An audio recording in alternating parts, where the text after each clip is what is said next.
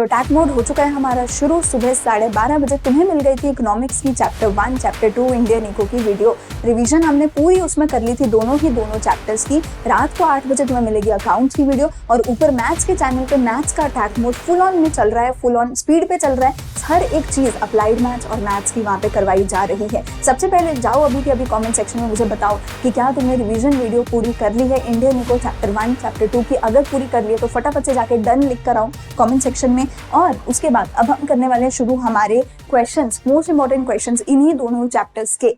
देखो इन क्वेश्चंस को कराने का मेरा मोटिव क्या है। सबसे पहली चीज मेरा मोटिव इसमें है कि मैं तुम्हें एमसीक्यू करवाऊं, एजर्शन रीजनिंग के क्वेश्चंस करवाऊं, जो भी स्टेटमेंट बेस्ड क्वेश्चन होते हैं वो कराऊं। क्योंकि एमसीक्यू तुम रट नहीं सकते, एमसीक्यू सिर्फ प्रैक्टिस ही करने पड़ेंगे। जितनी ज्यादा एमसीक्यू प्रैक्टिस करोगे उतनी ज्यादा एमसीक्यू में तुम्हें जो है सही आंसर आएंगे, क्योंकि ये सेम एमसीक्यूज तुम्हारे पेपर में, तुम्हारे सीयूईटी में रिपीट होंगे। ठीक है, लॉन्ग क्वेश्चन में कुछ एक समझाऊंगी तुम्हें, पर लॉन्ग क्वेश्चन डायरेक्ट आते हैं, बिजनेस स्टडीज की तरह नहीं है कि मैं केस स्टडीज करवाऊं तुम्हें। तो इसमें लॉन्ग क्वेश्चन डायरेक्ट आते हैं, वो डायरेक्ट क्वेश्चन उन्हीं सेम टॉपिक्स में से आएंगे जिनकी मैंने सुबह रिवीजन करवाई थी। तो लॉन्ग क्वेश्चन कुछ एक मैं समझा दूंगी, बट ज्यादा हमारा फोकस इसमें रहेगा एमसीक्यूज पे। लॉन्ग क्वेश्चन में हम कुछ एक करेंगे, एक केस स्टडी भी हम इसमें करके देखेंगे। ठीक है, सबसे पहले चीज शुरू करते हैं हम हमारे पहले एमसीक्यू से। सबसे पहले तुम जो है खुद से यहाँ पर क्या करने वाले हो, हर चीज को सॉल्व करने वाले हो, उसके बाद मेरा आंसर सुनने वाले हो। चलो, पहला एमसीक्यू मेरे पास आता है डेमोग्राफिक कंडीशन के ऊपर कि क्या क्या चीजें थी डेमोग्राफिक कंडीशन में। डेमोग्राफिक कंडीशन का मतलब होता है लोगों से रिलेटेड। क्या लोगों का low level of literacy rate था? ये चीज बिल्कुल सही है। हाई लेवल था? नहीं था।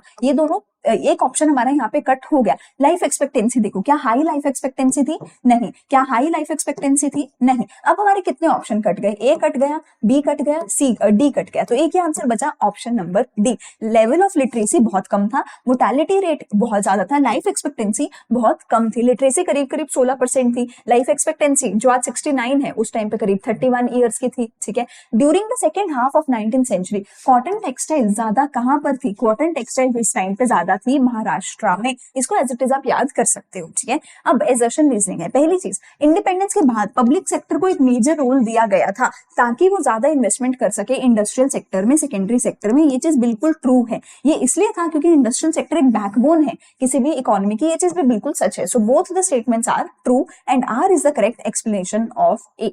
India could not develop sound industrial base during British rule. बिल्कुल सच है। जब ब्रिटिशर्स थे हमारी इंडस्ट्री के बुरे हाल थे, अच्छा नहीं था। ठीक है, Britishers followed restrictive trade policy, ये भी सच है, विच लेड टू राइज। अरे उनकी रिस्ट्रिक्टिव ट्रेड पॉलिसी थी, वो हमें रिस्ट्रिक्ट करते थे कि सिर्फ ब्रिटिश के साथ ही, ब्रिटेन के साथ ही करो ट्रेड, और किसी के साथ ट्रेड मत करो। तो क्या उससे हमारा हैंडीक्राफ्ट राइज हो रहा था? नहीं, डिक्लाइन हो रहा था उससे हमारा हैंडीक्राफ्ट। तो ए तो सच है, आर मेरा फॉल्स है। ठीक है, चलो कौन सा इनमें से इनकरेक्ट है? रेलवे 1855 में आया था, ये चीज बिल्कुल सच है। ऑफिशियल सेंसस 1881 में हुआ था, सच है। स्विस कैनाल 69 में खुला था, सच है। लेकिन टिस्को 1907 में आया था, 1807 में नहीं आया था। ठीक है, टिस्को वॉज इन 1907। ठीक है, तो इसमें आपको देखो मैं गारंटी कर सकती हूँ 1 से 2 एमसीक्यूज इस बेसिस पे आपको देखने को मिलेंगे। तो प्लीज ईयर्स का थोड़ा सा आइडिया आपको होना चाहिए। India entered dash stage of demographic transition after 1921. 1921 क्या था? Year of great divide. Year of great divide के बाद इंडिया क्या हुआ? सेकेंड स्टेज में पहुंचा था। इससे पहले हमारी पॉपुलेशन स्टेगनेंट थी, इसके बाद इंडिया की पॉपुलेशन ग्रोथ स्टेज में चली गई थी। ठीक है, Under the British rule, commercialization resulted in shifting of agriculture. British rule के अंडर कमर्शियलाइजेशन हुआ, उसकी वजह से हमारा एग्रीकल्चर कहां से कहां पहुंचा? फूड क्रॉप से कैश क्रॉप्स पे पहुंचा।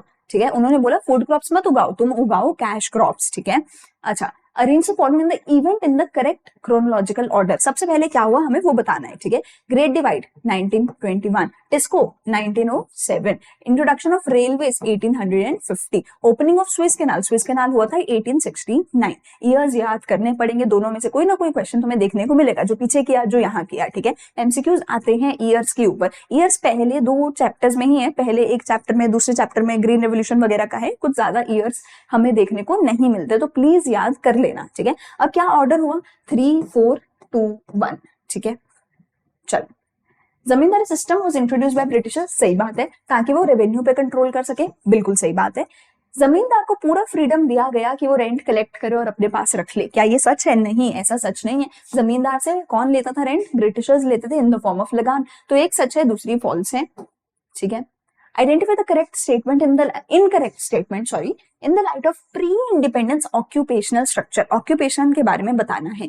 तो लार्जेस्ट शेयर था एग्रीकल्चर का, 70 से 75% लोग काम कर रहे थे, बिल्कुल सच बात ये है, ठीक है। Industrial and service sector growing at a faster rate, अरे नहीं ये ग्रो नहीं कर रहे थे, उल्टा ये तो डिक्लाइन कर रहे थे। हैंडीक्राफ्ट तबाह हो गई थी, हैंडीक्राफ्ट तबाह होने की वजह से इंडस्ट्रियल सेक्टर में अनएम्प्लॉयमेंट बढ़ रही थी, ठीक है। इनमें तो कुछ 10-15% की ऑक्यूपेशन थी, ठीक है, तो ये नहीं। Agriculture sector was marked with disguised unemployment, सच बात है, इतने लोग थे, प्रोडक्टिविटी थी नहीं, डिस्गाइज्ड अनएम्प्लॉयमेंट थी।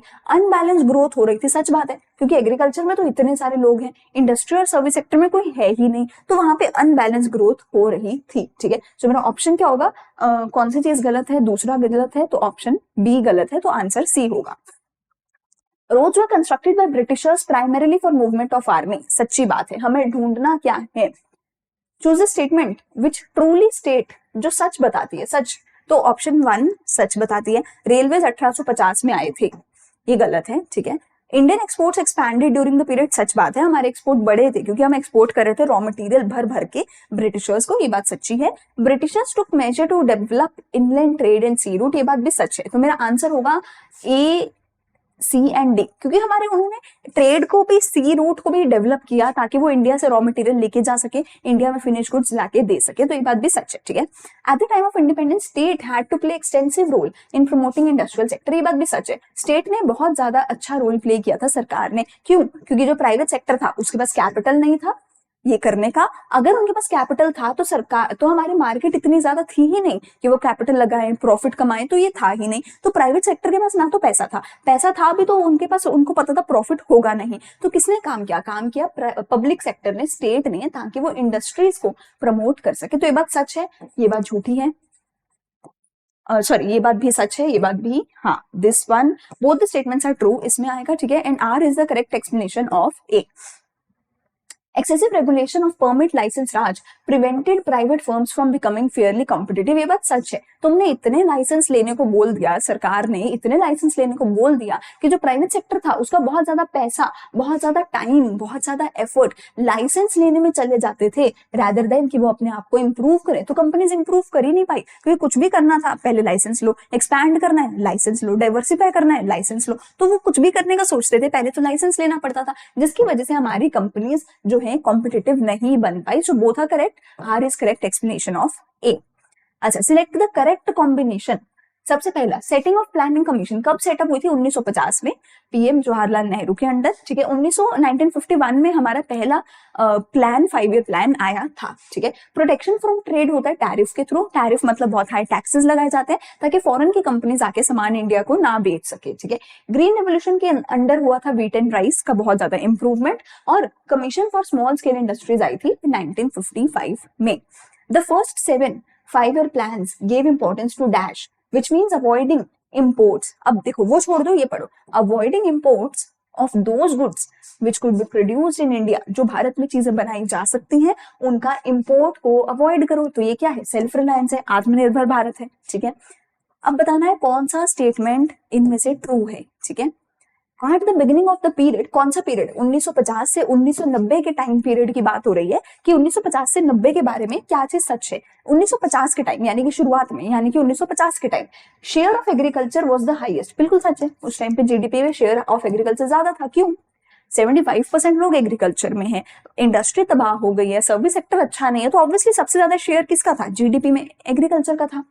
Increase in agricultural productivity during this period led to further increase in the share of agriculture in the GDP by the end of this period. End of the period मतलब 1990 तक जाते जाते GDP में agriculture का share और ज्यादा बढ़ गया था, ये चीज सच नहीं है, क्यों, क्योंकि इस पीरियड के दौरान हमने इंडस्ट्रियल सेक्टर को भी इंप्रूव किया, सर्विस सेक्टर को भी इंप्रूव किया, तो उनका भी जीडीपी में शेयर बढ़ा, तो एग्रीकल्चर सेक्टर का, एग्रीकल्चर ग्रो तो कर रहा था पर जीडीपी शेयर कम हो गया क्योंकि इंडस्ट्रियल सेक्टर का भी शेयर आया, सर्विस सेक्टर का भी शेयर आया, तो 1990 तक जाते जाते जीडीपी में एग्रीकल्चर का शेयर रिड्यूस हो गया था क्योंकि इंडस्ट्रियल सेक्टर और सर्विस सेक्टर का शेयर भी बढ़ने लग गया था। तो पी सही है, क्यू गलत है।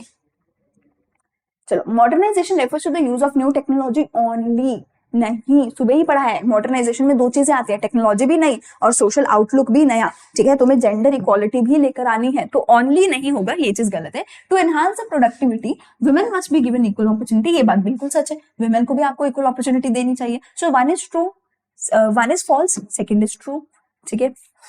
अच्छा, in the agriculture sector, communes were established where land holdings were allocated to individual households for ownership. नहीं, ये चीज बिल्कुल फॉल्स है। ना तो कोई कम्यून्स बनाए गए थे, ना ही इंडिविजुअल हाउसहोल्ड्स को कोई ओनरशिप दिया गया था, हम तो पुअर लैंडलेस फार्मर्स को दिया था। तो ये तो सब सच नहीं है, ये तो गलत है।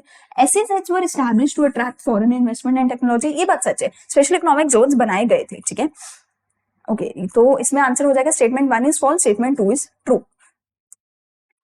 Plan should have some well specified goals, plans के गोल होने चाहिए। कौन से 5 ईयर प्लान के गोल्स थे, उन गोल्स के बारे में कौन सी चीज गलत है ये हमें बतानी है। Increase in the country's capacity to produce goods and services, इसका क्या मतलब है? इसका मतलब है कि जीडीपी में हम लोग ग्रोथ करना चाहते हैं। तो ये बात तो सच है ना, ये तो पहला ही प्लान था ना कि हमें जीडीपी में ग्रोथ करनी है। Change in the social economic outlook, ये बात भी सच है। हमने मॉडर्नाइजेशन के अंडर सोचा था कि हम वुमेन को भी इक्वल रोल देंगे, जेंडर इक्वालिटी करेंगे। Change in the modern outlook, social economic outlook हम करेंगे, तो मॉडर्नाइजेशन के अंडर था, ये बात भी सच है। बिल्डिंग इंडस्ट्रियल इकोनॉमी, सच है। विद वाइडनिंग वेज गैप, गलत है। वेज पैरिटीज को कम करना था, ज्यादा नहीं करना था, तो ये फॉल्स है, ठीक है। Ensuring the fruits of development is reaped by all, ये सच है कि डेवलपमेंट हो रही है तो सबके लिए हो, तो ये बात सच है। सिर्फ ऑप्शन सी गलत है, ठीक है। चलो, अब आते हैं हमारे पास लॉन्ग क्वेश्चन। इसके अलावा और भी काफी एमसीक्यूज और भी काफी क्वेश्चंस हैं जो मैं पीडीएफ में डाल दूंगी, आंसर भी मिल जाएगा साथ में। तो आंसर की प्लस क्वेश्चन पेपर दोनों चीजें टेलीग्राम पे अपलोड हो जाएंगी। Indian economy was a stagnant economy on the eve of independence, comment. 3 number में कमेंट करना है, तो सबसे पहले तो आप बताओगे कि यस, हमारा जो ग्रोथ रेट था लेस देन 2% पे चल रहा था। उस टाइम पे हमारा जो ग्रोथ रेट था लेस देन 2% पे चल रहा था। ऐसा क्यों था? क्योंकि एग्रीकल्चर सेक्टर स्टेगनेंट था। क्यों था? Commercialization, zamindari system, low productivity, less investment. Industrial sector के बुरे हाल थे। क्यों थे? क्योंकि अगेन कोई इन्वेस्टमेंट नहीं थी, ठीक है। कैपिटल प्रोडक्ट्स की जो हमारी इंडस्ट्रीज थी वो सारी खराब थी, ठीक है। जितने भी हमारी कैपिटल इंडस्ट्रीज थी वो सारी खराब थी। हमारा जो इंडस्ट्रियल सेक्टर था, हैंडीक्राफ्ट सेक्टर था, वो पूरी तरह से तबाह हो गया था, ठीक है। फॉरेन ट्रेड सिर्फ ब्रिटिशर्स के साथ हो रहा था और किसी के साथ हम कर नहीं पा रहे थे, ठीक है। तो ब्रिटिशर्स ने पूरी तरीके से इकोनॉमी खराब कर दी थी, स्टेगनेंट हो गई थी। ना तो एग्रीकल्चर सेक्टर में ग्रोथ थी, ना इंडस्ट्रियल सेक्टर में ग्रोथ थी, तो ओवरऑल जीडीपी स्टेगनेंट थी। ये आप इसमें लिख कर आओगे। शॉर्टफॉल्स ऑफ इंडस्ट्रियल पॉलिसी, इसमें क्या लिखोगे कि सबसे पहले तो डी इंडस्ट्रियलाइजेशन करा गया, जिसको आप डिस्क्रिमिनेटरी टैरिफ पॉलिसी भी बोलते हो, कि ब्रिटिश के साथ ट्रेड करना है तो कोई टैरिफ नहीं, किसी और देश के साथ ट्रेड करना है तो हाई टैरिफ पे करना पड़ेगा, ठीक है ना। इसके अलावा हमारी हैंडीक्राफ्ट इंडस्ट्रीज तबाह कर दी, import of cheap finish good होने लगा तो डोमेस्टिक इंडस्ट्रीज तबाह हो गई, ठीक है। तो ये सारे पॉइंट्स आप इसमें लिख के आओगे। कैपिटल गुड इंडस्ट्री कोई थी नहीं, इन्वेस्टमेंट ऑफ पब्लिक सेक्टर था नहीं, तो ये सारी प्रॉब्लम्स थी जो मैंने सुबह तुम्हें करवाई थी, सुबह समझाई थी। सुबह वाले जो पीडीएफ है मेरे नोट्स वाले, उसमें सारे पॉइंट्स मिल जाएंगे। वही सारे पॉइंट्स यहाँ पे लिख के आने हैं। 4 गोल्स बताओ। गोल्स क्या थे मेरे? Growth, equity, modernization, self reliance, जेम्स, ठीक है। जैसे मैंने बोला कि कोई भी चीज इसमें ऐसी नहीं है कि जो आपको लगेगा कि अरे ये कहाँ से आ गया। बहुत डायरेक्ट क्वेश्चन आते हैं, बहुत सारे डायरेक्ट क्वेश्चन आते हैं, ठीक है। So it's up to you कि तुम्हें वो टॉपिक्स याद करने पड़ेंगे, ठीक है। तुम्हें अगर वो टॉपिक्स याद हो जाते हैं जो मैंने रिवीजन कराई, जो नोट्स दिए, अगर तुम वो कर लेते हो तो ये सारा बहुत जल्दी हो जाएगा। फिर आता है आत्मनिर्भर Bharat had been at the roots of Indian planning। तो आत्मनिर्भर भारत हमारी प्लानिंग के टाइम पे था क्योंकि हमने सेल्फ रिलायंस करा था। नाम से भी समझ आ रहा है ना, आत्मनिर्भर, निर्भर मतलब डिपेंडेंट, सेल्फ डिपेंडेंट, आत्मनिर्भर, अपने ऊपर डिपेंडेंट हो। क्या हम ये इससे एग्री करते हैं? बात बिल्कुल सच है, क्योंकि हम चाहते थे कि कोई फॉरेन इंटरफेरेंस हो नहीं। अगर फॉरेन इंटरफेरेंस होगी तो फिर से हमारे ऊपर जो पॉलिटिकली कोई राज कर सकता है। हमारे को जो इंपोर्ट्स हैं वो बंद करने थे, क्योंकि अगर हम इंपोर्ट्स करवाएंगे किसी से तो फिर से हमारी जो डोमेस्टिक इंडस्ट्रीज हैं उनके साथ कंपटीशन करना पड़ेगा उनको, ठीक है। तो डोमेस्टिक इंडस्ट्रीज को हमें प्रमोट करना था, प्रोटेक्ट करना था। तो हमने आत्मनिर्भर बने, हमने सोचा अपने ही देश में बनाएंगे सारा कुछ, made in India, make in India का हम यहाँ पे लेकर आए कि हमें तो अपने ही देश में बनाना है सब कुछ, ठीक है ना। तो मेक इन इंडिया लेकर आए, आत्मनिर्भर भारत लेकर आए, ताकि फॉरेन इंटरफेरेंस कम हो जाए, फॉरेन डिपेंडेंस कम हो जाए, इंपोर्ट्स खत्म हो जाए, डोमेस्टिक इंडस्ट्रीज को प्रोटेक्शन मिल सके। अगेन सारी चीजें सेल्फ रिलायंस के बारे में लिखोगे जो हम पढ़ चुके हैं ऑलरेडी, ठीक है। What are the main causes of agriculture stagnation? क्या क्या कॉजेज थे? जमींदारी सिस्टम, ठीक है, जमींदारी सिस्टम। दूसरी चीज क्या थी? लो इन्वेस्टमेंट, कोई भी इन्वेस्टमेंट नहीं कर रहा था। लो प्रोडक्टिविटी तीसरी चीज होगी, प्रोडक्टिविटी बहुत कम थी। और लास्ट क्या हो गया, कमर्शियलाइजेशन, कमर्शियलाइजेशन हो गया। ठीक है, 4 पॉइंट हमने पढ़े थे, चारों पॉइंट्स आप यहाँ पे लिख कर आओगे सुबह वाले पीडीएफ में से। ठीक है, 6 नंबर का क्वेश्चन है, अपने आप से जितना मर्जी चाहो एक्सप्लेन तुम इसमें कर सकते हो। ठीक है, discuss briefly the main features of international trade. Main features क्या थे इंटरनेशनल ट्रेड के, कि 50% से ज्यादा ट्रेड, 50% से ज्यादा का ट्रेड किसके साथ करते थे, सिर्फ और सिर्फ ब्रिटेन के साथ करते थे, एक पॉइंट। दूसरा पॉइंट कि जब स्विस कैनाल खुला 1869 में, उसके बाद और भी ज्यादा बढ़ गया इंडिया और ब्रिटेन का ट्रेड। हम लोग सिर्फ और सिर्फ इंपोर्ट करते थे फिनिश गुड्स को, और सिर्फ हम लोग एक्सपोर्ट करते थे रॉ मटेरियल को। और एक और चीज आप इसमें लिख कर आओगे कि इंडिया का बहुत ही ज्यादा अच्छा खासा एक्सपोर्ट सरप्लस था उस टाइम पे, जिस एक्सपोर्ट सरप्लस को इंडिया के ऊपर यूज नहीं किया जाता था, ब्रिटिशर्स यूज करते थे अपने ऑफिस बनाने के लिए, अपने वॉर्स को फंड करने के लिए। तो इंडिया के फॉरेन एक्सचेंज को ब्रिटिशर्स यूज कर रहे थे। ये सारे हो जाएंगे अपने फॉरेन ट्रेड के। फिर से ये सारी चीजें हम सुबह पढ़ चुके हैं, कुछ भी नया नहीं है, सेम उसी पीडीएफ में से सब कुछ आएगा। उस पीडीएफ से बाहर कुछ आ ही नहीं सकता, उस पीडीएफ से बाहर कुछ भी आ ही नहीं सकता। वो पीडीएफ चैप्टर 1 के चैप्टर 2 के रिविजनरी मैंने आपको दिए हैं, समझाए हैं, उनको अच्छे से कर लेना। ठीक है, अगला क्वेश्चन देखो, under the liberalization measure taken by the government regulation of industrial sector was crucial. क्या ये बात सच है, कह रहे लिबरलाइजेशन के अंडर हमने रेगुलेशन करी थी, क्या ये बात सच है? नहीं, ये बात सच नहीं है। रेगुलेशन का मतलब होता है कि सरकार हर चीज अपने कंट्रोल में ले रही है, लिबरलाइजेशन का मतलब होता है सरकार हर चीज फ्री छोड़ रही है। ये दोनों सेम हो ही नहीं सकते। लिबरलाइजेशन था चैप्टर 3 में, रेगुलेशन था चैप्टर 2 में, तो ये बात बिल्कुल फॉल्स है। I will reject this particular statement. देखो यहाँ पे ना आप एक चीज याद रखना, अगर लैंड रिफॉर्म का बात आता है वो चैप्टर 2 था, अगर इकोनॉमिक रिफॉर्म्स की बात आती है तो वो चैप्टर नंबर 3 है। ठीक है, ये चैप्टर 2 है, ये चैप्टर 3 है। तो आपको समझना पड़ेगा कि किस वर्ड की बात हो रही है, उस वर्ड का मतलब क्या है, और वो किस चैप्टर में था। कहीं भी रेगुलेशन की बात होगी, रेगुलेशन 3rd चैप्टर में नहीं है, और लिबरलाइजेशन की बात होगी तो वो 2nd चैप्टर में नहीं है, वो 3rd चैप्टर में। रेगुलेशन किसी भी चीज की, एग्रीकल्चर की, इंडस्ट्रियल सेक्टर की, वो चैप्टर 2 में है। ठीक है, तो रेगुलेशन के अंडर, मतलब रेगुलेशन जो हुई थी वो लिबरलाइजेशन के अंडर नहीं हुई थी। लिबरलाइजेशन में हर चीज को ओपन किया गया था, टैरिफ कम कर दिया, ट्रेड ओपन कर दिया, इकोनॉमी को ओपन कर दिया। लेकिन रेगुलेशन के अंडर हर चीज को क्लोज किया गया था, लाइसेंस लगाए गए थे, टैरिफ लगाए गए थे, कोटाज लगाए गए थे, बहुत सारी ऐसी चीजें करी गई थी ताकि हमारे देश से जो है वो कोई भी इंपोर्ट एक्सपोर्ट ना कर सके, और सिर्फ पब्लिक सेक्टर ही जो है वही मेन रोल प्ले कर सके। ठीक है, तो इस स्टेटमेंट को हम रिजेक्ट करते हैं। Despite the implementation of green revolution 65% of Indian population अभी भी एग्रीकल्चर में थी। ऐसा क्यों है? तो ग्रीन रेवोल्यूशन के बावजूद भी इतनी सारी पॉपुलेशन अभी भी एग्रीकल्चर में थी। इसकी दिक्कत क्या है? सबसे पहले तो देखो, ग्रीन रेवोल्यूशन हुई, प्रोडक्टिविटी बढ़ी, जहां पे पहले 10 किलो बन रहा था वहां पे 15 किलो, 20 किलो, 50 किलो बन रहा है। ठीक है, फिर भी पॉपुलेशन उतनी ही है अभी भी एग्रीकल्चर में। ऐसा क्यों? इसमें एग्रीकल्चर की दिक्कत नहीं है, इसमें दिक्कत है इंडस्ट्रियल सेक्टर की, इसमें दिक्कत है सर्विस सेक्टर की। हमने क्या बोला? इंडस्ट्रियल सेक्टर और सर्विस सेक्टर ग्रो तो कर रहे थे, पर वो जो ग्रोथ थी वो जॉबलेस ग्रोथ थी, उनमें जॉब्स क्रिएट हो ही नहीं रही थी। जो जॉब्स थी वो स्किल नहीं थे एग्रीकल्चर के लोगों के पास, जो इनके पास स्किल थे वो जॉब्स वहां पे थी नहीं, तो जॉबलेस ग्रोथ थी। तो यहाँ से लोग अगर नौकरी छोड़ के, एग्रीकल्चर छोड़ के कहीं जाएं तो जाए कहाँ? कहीं जा नहीं सकते तो एग्रीकल्चर में बैठे। तो एग्रीकल्चर में क्या हो रही है? डिस्गाइज्ड अनएम्प्लॉयमेंट हो रही है, और 65% ऑफ लोग अभी भी एग्रीकल्चर में है। और इसको भी वेरी वेरी इंपॉर्टेंट की कैटेगरी में डाल लेना, क्योंकि बार बार इस पे क्वेश्चन आया हुआ है। ठीक है, और इसका आप आंसर क्या लिख के आओगे? जॉबलेस ग्रोथ, इंडस्ट्रियल सेक्टर अच्छा था, इंडस्ट्रियल सेक्टर सर्विस सेक्टर में ग्रोथ, जॉब्स जो है क्रिएट हो नहीं रही थी, ग्रोथ हो रही थी पर जॉबलेस थी। ठीक है, और इसको आप लिख कर आओगे, this is a very big failure of the policies of the government during 1950 to 1990। ठीक है, अगला एक आता है मेरे पास केस स्टडी। केस स्टडी देखो हमारे पास क्वेश्चन क्या बोलता है। ठीक है, क्वेश्चन बोलता है जस्टिफाई द स्टेटमेंट। स्टेटमेंट क्या है?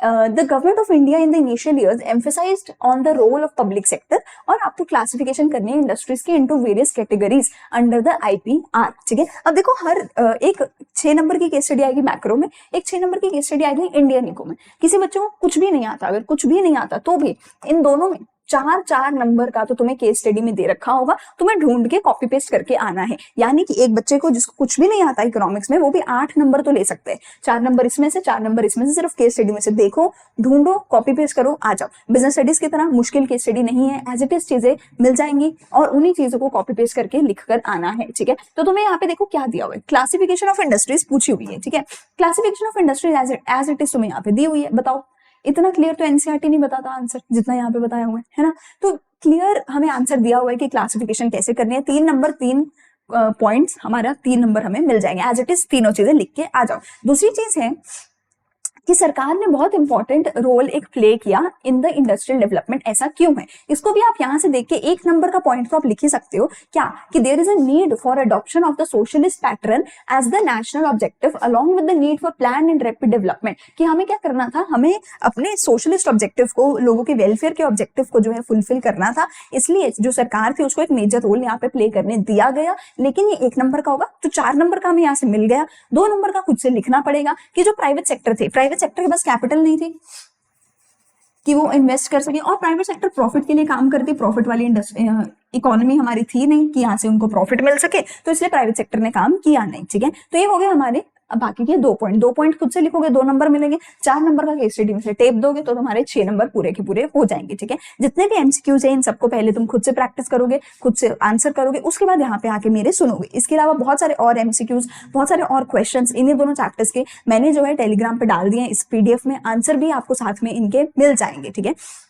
एमसीक्यूज को रटने की कोई जरूरत नहीं है, एमसीक्यूज ना रटे जाएंगे ना हमें रटने हैं। एमसीक्यूज ज्यादा से ज्यादा हमें सिर्फ प्रैक्टिस करने हैं ताकि हम एमसीक्यूज में 20 आउट ऑफ 20 स्कोर कर सके। तो सिर्फ एमसीक्यूज प्रैक्टिस करने हैं और कुछ भी हमें नहीं करना है। कुछ एक मैंने करा दिए हैं, बाकी के आप जो है आप पीडीएफ में से जाके कर सकते हो। और भी कुछ इंपॉर्टेंट क्वेश्चन है, लॉन्ग क्वेश्चन भी पीडीएफ में आपको मिल जाएंगे। अगर वीडियो अच्छी लगी तो लाइक करो, कॉमेंट करो, सब्सक्राइब कर दो चैनल को, अपने फ्रेंड्स के साथ शेयर कर दो। हम मिलते हैं रात को 8 बजे अकाउंट्स की रिविजन वीडियो के साथ।